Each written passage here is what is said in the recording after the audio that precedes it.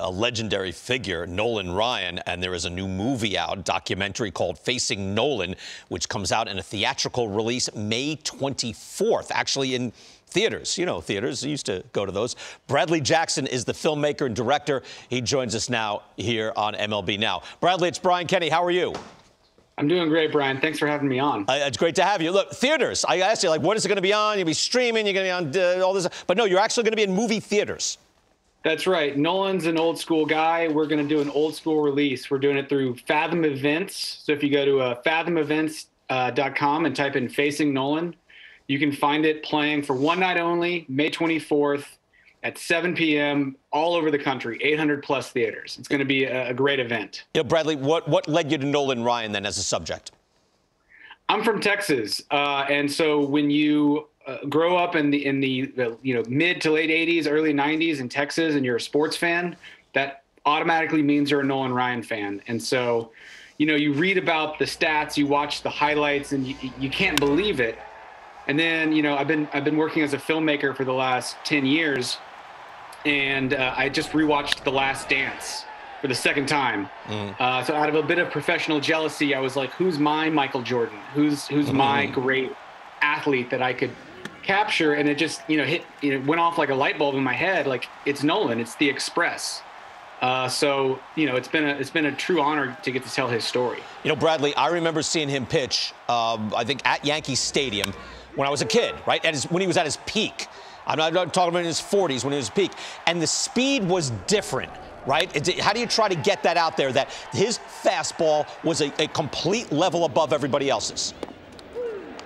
You try to convey the numbers and you try to convey the longevity of his career. And then, there's the famous speed test from the 70s where he was measured at 100.9 miles an hour. But that was before the actual radar guns had come up to be what they are today. So if you do the math, it's actually more like 108 miles an hour. So, guys today are regularly hitting 100, 101. But that was pretty rare back in the day, it seemed like. Yeah, no. Major League fastball was 90 miles an hour. Now it's 95. And at the time, I thought he was measured even like 102, 103, which, again, is absurdly fast. You're thinking it was a little faster? Because what were guys saying? Because it seemed like it had a different sort of look and inspired fear in hitters. Yeah, his catcher, Jerry Grody, from the classic Miracle Mets team in 1969, said that the difference between Nolan's fastball and all the other guys on the team, like Kuzman and Seaver, he could tell was a good 5-6 miles an hour. And this was the guy that was catching him. And so he was telling me at the time, everyone was saying it was 105 to 108. And then when they finally, all the math has been done over the last couple of years, they realized that at his peak, he was throwing about 108, 107. It's crazy. That's Tom Seaver's on that staff, obviously. Yeah. Nolan's wife, Ruth, is throughout this film and narrates it as well. How do you get involved with the family, and Ruth especially? We, being from Texas, we had some connections. And, in order to get the agreement to do this movie, we had to have sign-off from the family. And that really meant we had to have sign-off from Ruth. And she was the one who wanted this movie made. When we first kind of tried to make the ask, Nolan just said no. He's a pretty humble guy. And I don't think he likes a lot of the attention in the spotlight. But I think Ruth understood. I mean, she's a diehard baseball fan, a diehard athlete. She's actually the most competitive person in that family, which is crazy considering Nolan is who he is.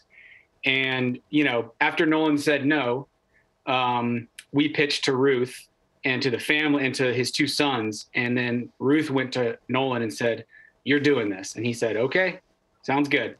So I remember speaking to them at the Hall of Fame when he was inducted into the Hall of Fame, 1999. And he spoke about, after he was inducted, about after having his seasons, I think with the Mets, and you have this in the film as well, like he had a job. There's a very different era. So tell us about that, how different things were in those days with what players made. Oh, yeah. No, his first contract with the Mets was for $7,000. And he made probably $9,000 the year he won the World Series. And so, he had to go home and get a job. He had to go home and get a job installing heating and air conditioning back in Alvin. So, he wins the World Series, and then he immediately has to go back to his town of, 5,000 people and install heating and air conditioning in the off season. I mean, I can you imagine, Freddie Freeman going home after winning the World Series and being like, all right, yeah, here, let me install your HVAC system or something like that. Yeah, I know. He pitched in the. He said he'd pitch in the minors too, and then go pump gas. Yeah, you wouldn't see. Yeah, you don't see Ronald Acuna Jr. having to do that. Who stood out to you? We saw Pete Rose, Roger Clemens, George Brett, Dave Winfield, George Bush, Randy Johnson, Rod Carew. Give me something on who you spoke to and who really lit up the screen. I would say it's hard to pick. I would say the most surprising might have been Randy Johnson. I think because you kind of see him as this very big, also a very stoic guy like Nolan. Randy Johnson was felt like he was speaking poetry about how magical Nolan's fastball was. And then you can't Pete Rose and George Brett. I mean, those guys are characters that we already know they're characters. Mm-hmm. And so when they George Brett, it didn't make the final cut, but George Brett spent about 2 or 3 minutes describing an at-bat with Nolan where Nolan got the best of him, and he remembered it like it was yesterday. And he's still mad that he couldn't get a hit off Nolan, and Nolan, got him out. So the attention to detail, the recall, but if I had to pick one interview, it would be interviewing Craig Biggio in the Astrodome. Because that is just, I'm from Houston, and getting to be in the Astrodome, the eighth wonder of the world, with Craig Biggio, that was a wild experience for me. Oh, it's great. And I think you touched on it, too, because he's a guy that is just fine not getting any publicity. He's just fine. Yes. So it's nice that he gets a little attention. He deserves it, especially now. It's been a few years now since he's kind of been big. He was a legendary figure, a legend walking the earth. But a new generation comes along. They don't know who he is. I think this is great, so they can learn about him. Bradley, congratulations on the film. We look forward to seeing it. Facing Nolan out May 24th, and we'll look for it in theaters. There it is. Yeah, Thank you. Thank you, Bradley. Thank you so much. All right. Thanks for having me.